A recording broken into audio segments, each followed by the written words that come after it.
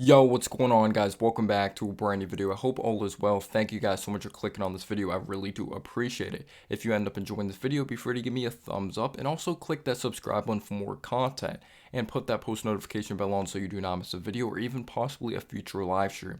I'm just absolutely addicted to the game of basketball, and if you're addicted to the game of basketball, I really recommend clicking that red subscribe button. I just love talking NBA. Yes, I'm a Knicks fan, but I love all 29 of that's a hard thing to say because there's some teams I don't like as a Knicks fan, but I still like to talk about 29 other teams because as much as I like the Knicks, I just love the NBA in general, especially when there's breaking news going on, just trades and all that type of stuff.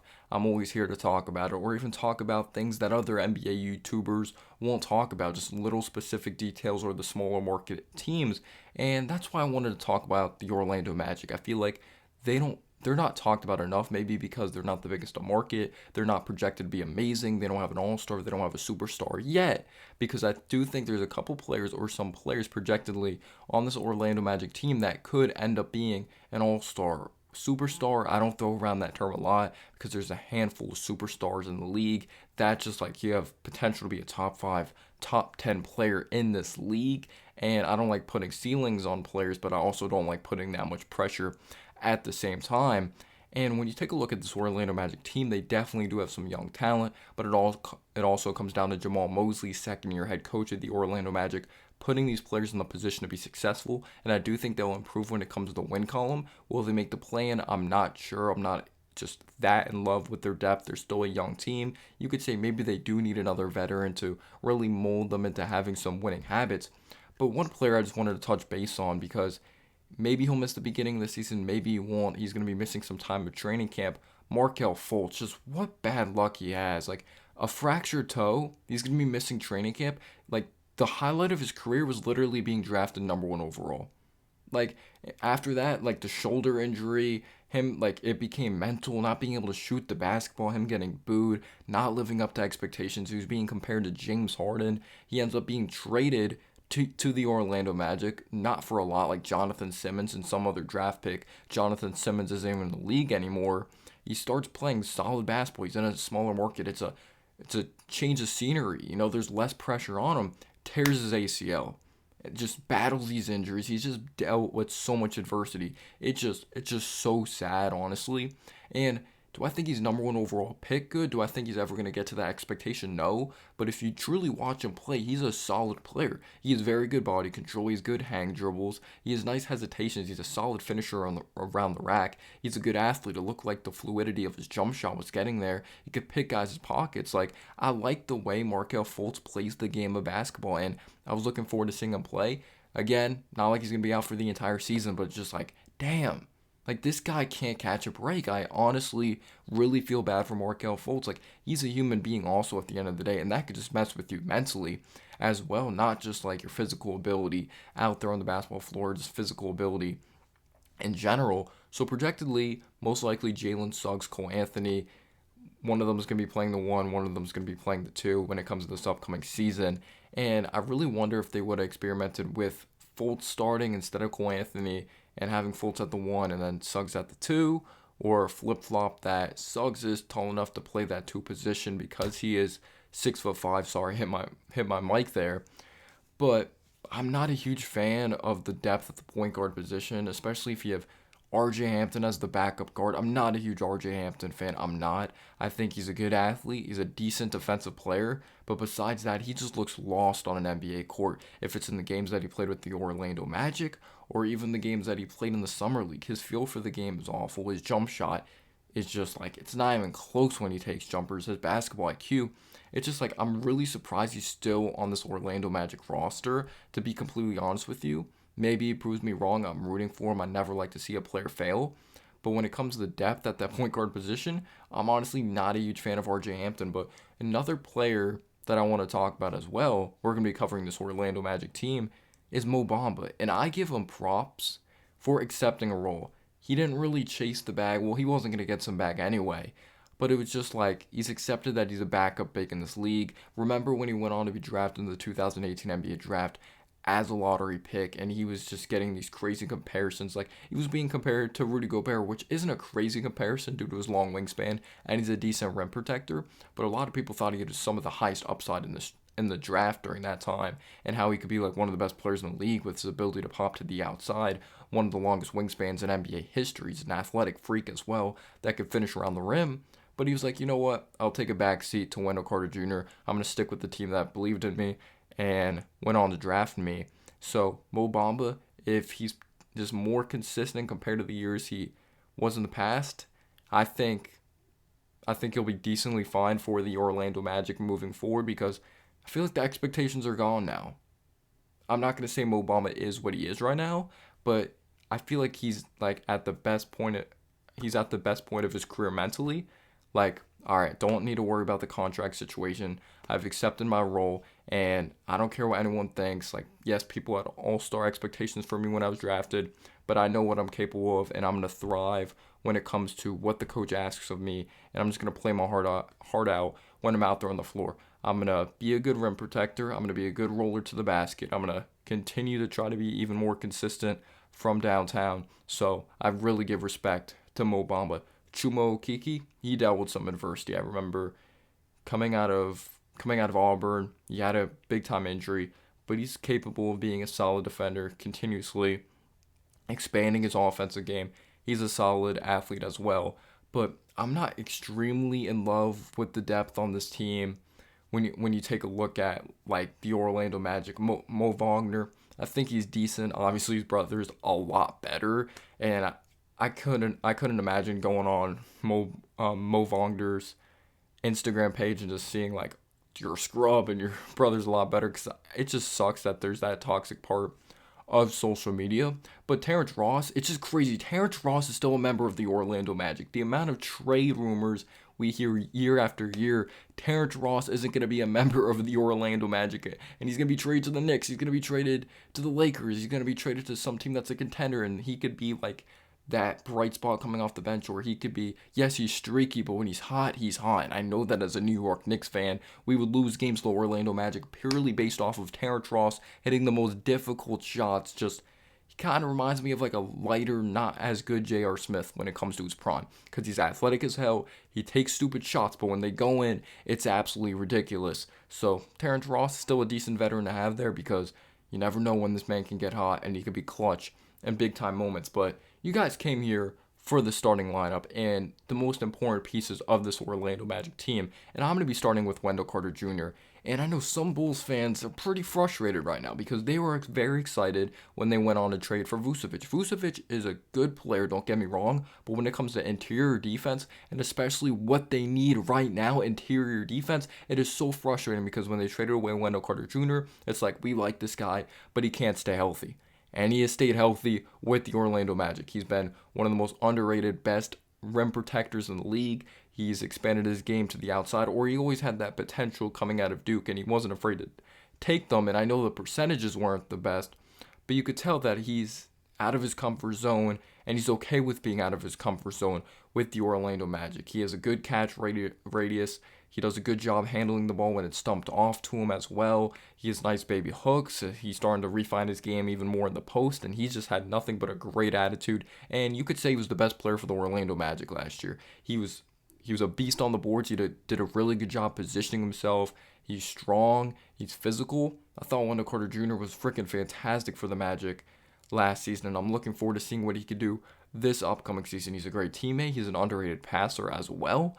Remember, he was compared to like Al Horford coming out, and just this dude was so smart. I believe like he got accepted into Harvard as well. So this dude's smart off the court. He's a good human being, and he just plays extremely hard, and he's all about the team. And now let's get into Jalen Suggs, because you could say Jalen Suggs, remember, Magic fans were absolutely pumped up when they went on to select Jalen Suggs, because at the time, remember, there was the fans like, Scotty Barnes at 4? Why would the Raptors take Scotty Barnes at 4? Remember, there was the concerns with his jump shot. He kind of looked funky looking out there on the court, kind of moved a little weird. He looked a little flat-footed. His handle wasn't the best, but the Raptors are so great at developing players. They got someone that has a high motor. He has that killer mindset that wants to be great, and we just know Scotty Barnes has been one of the best young players in the league or he looked like one of the best young players in the league last year, and he's going to continue to progress. So a lot of people thought Jalen Suggs was a steal, and he could still end up being a very good player for the Orlando Magic, but he dealt with some adversity last season. I believe he went on to fracture his thumb, then he went on to have an ankle injury as well, so he missed a chunk of time last year for the Orlando Magic. He only played like 44 games. He only played like half of a season, and when he did play, he did struggle out there on the floor. But there is positives that you could take away from Jalen Suggs. Jalen Suggs, I did think he looked good on the defense side of the basketball. He did a good job reading the passing lanes, which led to some easy points for him in transition, and also for his teammates, because he has good vision out there on the floor. If it's in the half-court setting, if it's in transition, he does a good job finding his men. So he's athletic, he could defend, and he could pass the heck out of the basketball. But if you look at his efficiency, if you look at his finishing around the rim, it was not consistent. If you looked at from the outside, mid-range territory, it looked like there was no touch there at all. He really struggled from beyond the arc. You could say that has to do with shot selection, and his handle was loose as well. And he just sometimes tried to do too much out there on the floor and tried to be the hero. And I'm not going to hold that against him, because there was a little small sample size when he did come back from injury that it looked like he was starting to get into the groove of things, or he was starting to just feel like a glove in the NBA and adjust to the speed and physicality of the game. So Suggs, he has that mental mindset, he has that dog in him, and we saw flashes of him being a very good finisher around the basket. It just comes down to consistency. Every young player, like just some young players, it takes them a different time to develop, and that's okay, because you did go on to draft someone that is a beast after Jalen Suggs, and it's just awesome that they went on to have this other draft pick via the Nikola Vucevic trade. So you come away with Wendell Carter Jr., who's a beast if he stays healthy, but then you got this man, Franz Wagner, who's a polarizing player coming out of Michigan. Literally the percentages, like people would put polls, who has the highest chance of busting? Franz Wagner. Like a lot of people just thought this dude was a boring player, and I'm not gonna lie, I wasn't the biggest of Franz Wagner fan. I thought he was gonna be like a decent player coming out, but he surpassed my expectations when it came to his rookie year. On the offense side of the basketball, you know who he reminds me of? On offense, a baby Manu Ginobili, because he's silky smooth, but he's also a sneaky athlete. He's not afraid to punch it on you when it comes to at the rim. I'm not saying he's like some Vince Carter level athlete, but he's a good enough athlete, and he has a nice Euro step. And when I watch Eurobasket, he's starting to expand his game. There's a little more hesitations in his game. He's just adding different elements to his game to become more effective and create more separation outside on the perimeter, consistently making that step back more consistent as well. But when it comes to finishing at the basket and shooting from the outside, he thrives in that department. Maybe you could say 35% wasn't the best, but I really do believe with Suggs progressing, his basketball IQ getting better, it's going to set Franz Wagner up for more quality looks from beyond the arc, and he thrived as a spot-up shooter. He's also a good cutter backdoor, and when you look at his free throw percentage, he shot like 85-86% from the free throw line, and from the overall field, he shot 47%. He did a good job picking his spots. He wasn't really immature as a rookie. That's what I loved about Franz Wagner. It just looked like he belonged as soon as he stepped into the game, and maybe having a brother, Mo Wagner, that's been in the league for a decent amount of time, that helped him out. Look out for this, like they might try to trick you with this, and he's not extremely flashy to watch, or he's not some like human highlight reel, but he's a smart player. He has it figured out mentally, and he brings versatility on the defense side of the basketball as well. He has the ability to guard multiple positions, and he can swat shots in your face. He's a fearless player. He reads the passing lanes well. He doesn't gamble too much. Like, he just has that tough mentality, which I really do like about him. And that's the theme with these Magic players. They're tough mentally, not just physically, tough mentally. But there is a couple things that he does need to work on. But besides you using that Euro stepper, good body control to get to the basket, and settle for threes outside on the perimeter. He settles for threes or shoots threes outside on the perimeter and attacks the basket, but he needs to develop a more refined mid-range game if he wants to take his game to the next level. Maybe tighten up that handle a little bit more and improve when it comes to the playmaking or passing out there on the floor. But you're bringing in another guy that I'm going to be getting into that maybe you don't need that part of his game to be fantastic, because you have Suggs, you're going to have Cole Anthony handling the ball as well, but then you have this man right here, Paulo Bencarr, you went on to draft out of Duke University, that is going to be playing next to Franz Wagner when it comes to that 4 position, because Franz Wagner is going to be that 3. And Paulo Bencarr, like, I like Jabari Smith. I like Chet Holmgren. I like both of those guys. I think they're going to be fantastic players, but I always thought Paulo Bencarr should be the clear-cut number 1 overall pick. You look at his body, this dude is built like a brick house. This dude is so freaking strong. He's mature mentally. He's mature when he's out there on the basketball floor, and just him being so strong, like, it just looks like he belongs from day one. I know it's just summer league, but if you truly just watch the game, maybe, like, I'm just a fan at the end of the day. I'm not an expert, but if you watch him out there on the floor, you're just like, this dude belongs. Like, he's dominating this competition for a reason. Like, he has a good face-up game. He has a good back-to-the-basket game. He has go-to moves. He has fadeaways. He has shown the ability to be a difficult shot maker. He could bully you in the interior. He's athletic. His three-point shot looked better than I thought. His touch looked better than I thought. Like, he has a refined game on the offense side of the basketball. He has a chance to be one of the best isolation scorers his rookie year. He has a chance to be Rookie of the Year his rookie year. And his biggest Achilles heel was his defense. When he was engaged, he looked pretty good on the defense side of the basketball. But I do think he's in the perfect situation that Franz Wagner could play defense, Wendell Carter Jr. could play defense, Jalen Suggs could play defense. That because Paulo Bencarr is going to have this huge scoring load, or he's probably going to have a big responsibility to shoot the ball, he has other players around him that could defend, take on those bigger assignments. Like Franz Wagner could take on big assignments, that he could take some plays off defensively and focus more on the offense side of the basketball. I'm not saying to be lazy, but if you look at like Luka Doncic, he has players around him that have long arms, could take on those bigger defensive assignments. So Luka's not so fatigued towards the tail end of games, when he's at the free throw line. So that could be a scenario with Paulo Bencarr. But he's an underrated passer of the ball. Sometimes he would get bottled up or hold on to the ball too long. But at the end of the day, though, despite his three-point shot looking better than I thought, his mechanics looking better than I thought, we still need to see him in an official NBA game. But he definitely looks the part. Like, he just looks unreal when you watch him play the game of basketball. I'm very in love with Paulo Bencarr's game. But now getting into Cole Anthony, I'm not going to lie, I like Cole Anthony. I don't love Cole Anthony. He's like Paulo, that he's not afraid of the big moment. He's like Franz Wagner, mentally tough as hell. Like, these players are tough as nails. Jalen Suggs is tough as nails. Cole Anthony shot 39% from the field. He shot very inefficient from downtown. Yes, he was their leading scorer when it came to points. He averaged 5 assists per game. I did think he improved in that department. And you have Paulo that can crash the boards. You have Franz Wagner that can crash the boards. You have Wendell Carter Jr. that can crash the boards for this basketball club. So Cole Anthony doesn't have to be this little mighty mouse and snag a bunch of rebounds, even though he's not afraid to mix it up in the interior and snag a rebound for his team. But Cole Anthony needs to get better finishing at the basket. He was one of the worst in the league when it came to finishing at the basket. You could say that has to do with inconsistent floor spacing, though. And if Suggs improves from or improves outside on the perimeter, it's going to open up spacing, and those shots in the interior are going to open up more. Those lanes are going to open up more, because Cole Anthony's he's a good athlete and he could punch it on you, but just he can't always do that consistently, because literally the paint is sometimes just so clogged in the interior. He could take questionable shots at times, and he has hit some big time clutch shots.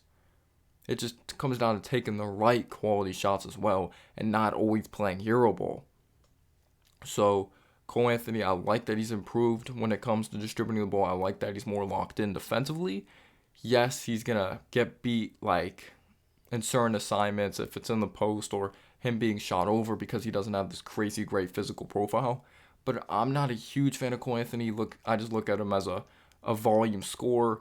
But who knows, maybe he really does shock me, because he has it. And what I mean by it, confidence, good leader, he wants to win. It's just I don't see him always make the best to basketball like IQ play.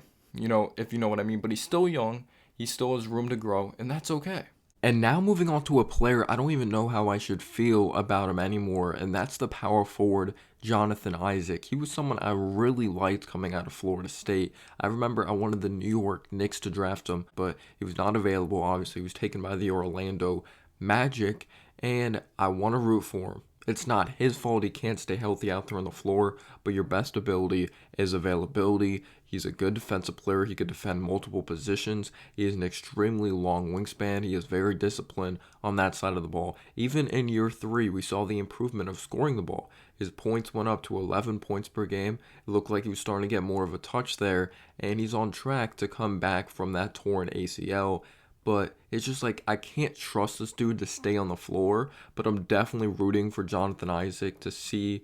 Like, I really wonder how he's going to look when he comes back from that ACL injury. Obviously, he's going to be a backup player now because remember, he was thought of as like a future franchise player in the starting lineup. But now with Franz Wagner there, now with Paulo Bencarr there, it looks like he's going to be a quality bench player if he stays healthy, and there's nothing wrong with that at all. But it's a wait and see game. I'm not going to give you this crazy analysis on him because he hasn't played basketball in a very long time. So we'll see what goes on to happen. I'm definitely rooting for him, though. How many wins are you expecting for this Orlando Magic team? I do believe they're going to be fun to watch for Orlando Magic fans. You have a projected lineup of Jalen Suggs, or Cole Anthony, Jalen Suggs, Franz Wagner, Paulo Bencarr, Wendell Carter Jr., you have Terrence Ross coming off of your bench, you have Bamba coming off your bench, Chuma Okeke coming off your bench. They're going to be an interesting group. Markelle Fultz, I hope he comes back and has a speedy, good recovery.